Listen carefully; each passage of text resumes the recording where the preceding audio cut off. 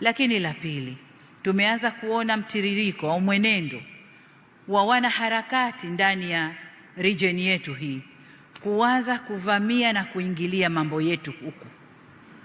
Sasa kama kwao wameshadhibitiwa, wasije kutuharibia huku.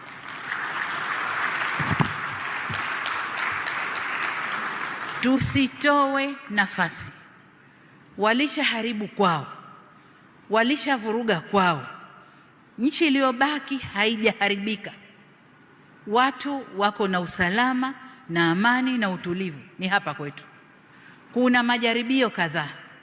Niwaombe sana vyombo vya ulinzi na usalama na nyinyi wasimamizi wa sera zetu nje kutoa nafasi kwa watovu wa adabu wa nchi nyingine kuja kutovuka hapa kwetu. Hapana.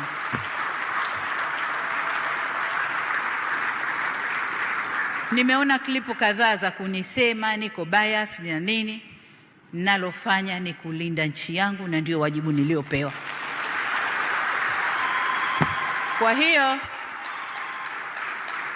hatutatoa nafasi kwa kiumbe yoyote kuja kutuvurugia hapa, awe yupo ndani au anatoka nje. Hatutatoa hiyo nafasi.